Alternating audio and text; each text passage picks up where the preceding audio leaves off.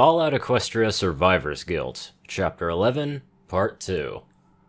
The next day we were making our way through Horston towards the Hoofball Stadium. It wasn't too far away from the camp at least, but it was still a bit of a trek.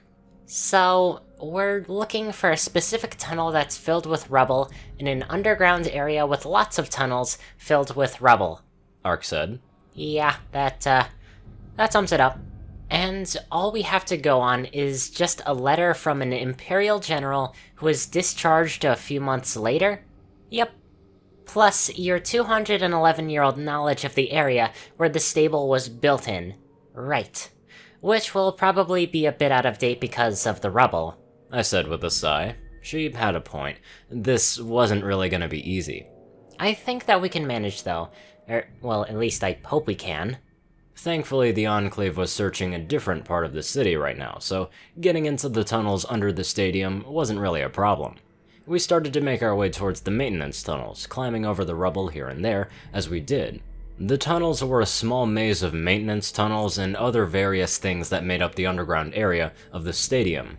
The pipes had rusted and burst here and there from the years of lack of maintenance as well. Alright, I think it should be a left turn up. I started to say when the ground ahead of us started to rumble. Star, what kind of wildlife is in here? Well, if we're lucky, mole rats, but I doubt we're that lucky. Star said as we readied our weapons. And if we're unlucky? Cherry asked nervously through the pistol she gripped in her mouth. Star didn't even get a chance to answer as two huge rad scorpions burst out of the ground with their pincers open and their tails poised to strike. I gulped a little and gripped the trigger of my battle saddle in my teeth and fired 2 shots at the scorpions, only to have it hit them in their armored hides, which just made them even angrier. Oh crap, I said as they rushed forward towards us and made a strike at me and Ark when the pair of shots rang out, hitting the scorpions into the face. Rat scorpions. I never really liked those things. Star said as she released the trigger on her own battle saddle. Come on. Let's get moving before more of them come.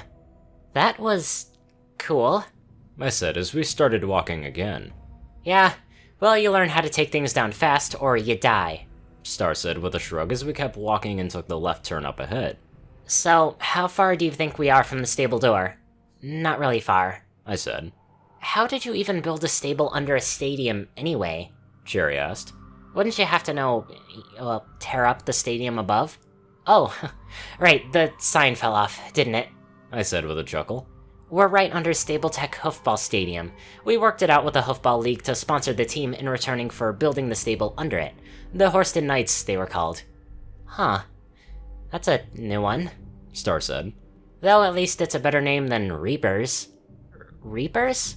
Ark asked. Oh, yeah. That was the Hoofington team's name. A strange name, I know, I said with a shrug as we turned to another corner. Okay, we should have another turn up ahead, and... I stopped in my tracks. Blocking the way was one of the biggest piles of rubble I had ever seen. It looks like most of the ceiling had collapsed right into the hallway to the stable door, which I could see through the rubble. Okay. Yeah, that figures, I said with a groan. So, any pony else have any ideas? We just stood there for the longest time examining the pile of rubble. Well, that probably explained why the Empire never really made it to Stable 117. My first thought was explosives, but that just risked bringing more of the ceiling down. Great. Now what? Ark said. We can't exactly blow this thing up, can we? No, not in this state, Star said with a sigh. So, we're gonna have to start taking this apart piece by piece. Great. Just great. This was gonna take forever. As Star and Ark were working at getting the rubble cleared, me, Schooner, and Cherry stayed on guard duty, keeping an eye out on our EFS in order to make sure that nothing snuck up on us. So, how's the filly? I asked after a while as I looked at Cherry. She's doing fine. Still a little active here and there, Cherry said, and she placed a hoof on her belly. It's weird. When I was growing up, I never really thought about being a mother. We were all taught that children were to be raised by their divisions and not by their parents, but when it actually happened, everything changed. I finished the thought. Everything does, doesn't it? When I was left above the clouds, I never really thought I'd have a family either. Then I met Skywalker and everything changed. When I found out that I was pregnant with Cloudy, I was terrified that I wouldn't really be the mother I needed to be for her. I guess my fears weren't exactly unfounded given what happened. That wasn't your fault, Scootaloo. The Enclave put you in a position that you couldn't handle, Cherry said. No pony is perfect. You just have to hope that you don't mess your children up too badly. Yeah,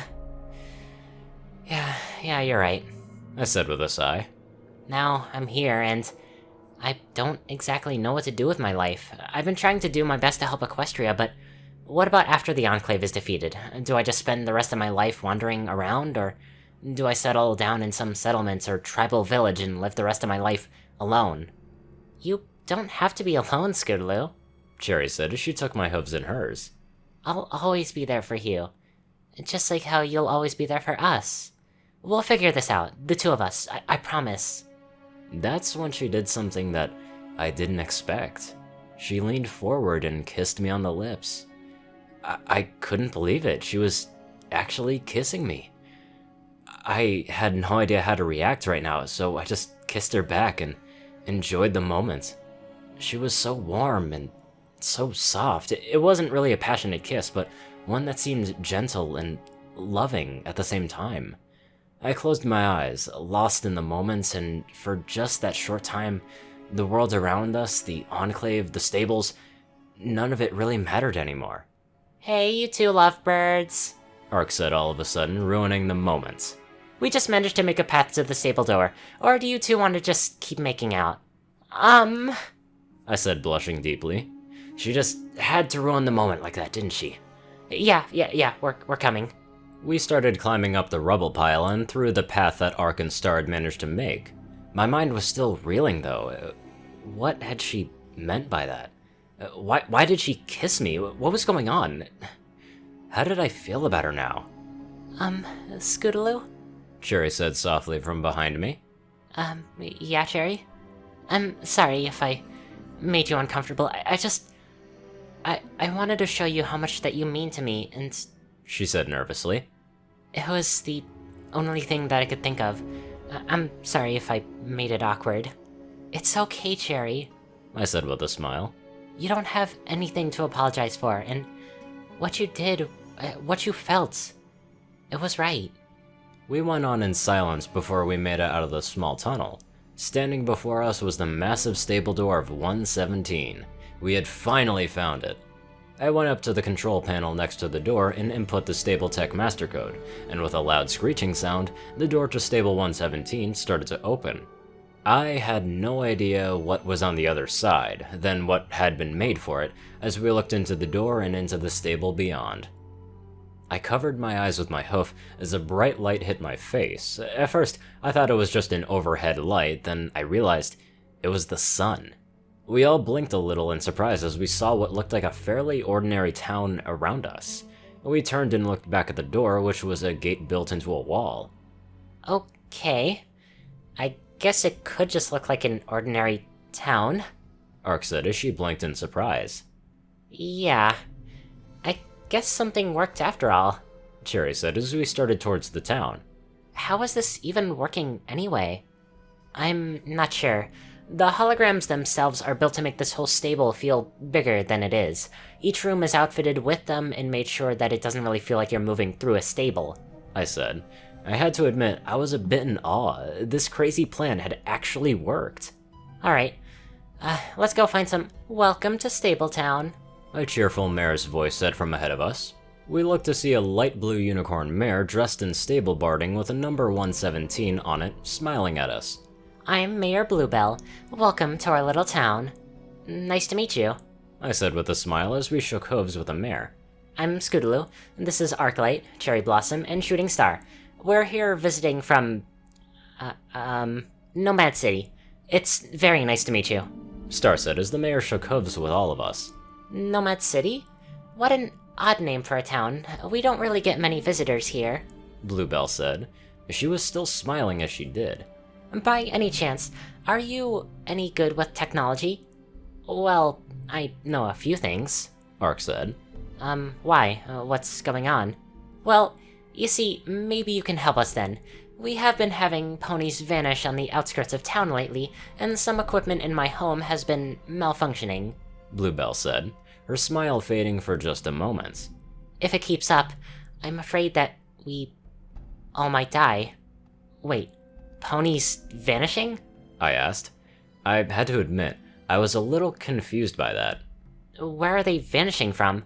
Oh, just outside of town, Bluebell said. It's the weirdest thing, really. One minute they're here, and the next minute they're gone. That was really odd. This simulation shouldn't result in any pony dying, except of natural causes or accidents in the stable itself. Something about this really felt weird, but I didn't really have time to dwell on it. Well, Ark here can help with that technology issue, I said as I nodded to my friend. The rest of us can help figure out where ponies are getting off to. Star here is a police officer where we're from. Maybe she can help. Oh, that would be wonderful, Bluebell said with a smile. Ark, you can work with Gearframe. He's our local expert in this kind of thing. You all must be very tired from your long journey. Would you like to rest a little before you're ready to help the search? Well, okay. We don't want to impose, Cherry said. Oh, no imposition at all. We've got a load of empty beds right now because of the disappearances. Bluebell said. Just how many ponies are missing? Well, let's see. We have a population of about 650. I'd say about 318 have vanished. It's terrible, Bluebell said, and she started to cry a little. Fillies and colts have lost their parents. Good ponies that have lived their whole lives here are going missing. Oh, I'm sorry, I said, but I had to wonder one thing. 318 ponies was almost half of the population of Stable 117. There was no way that they could go missing without being found, so where were they going? It felt like that there was some sort of external force or factor that we weren't aware of at play here.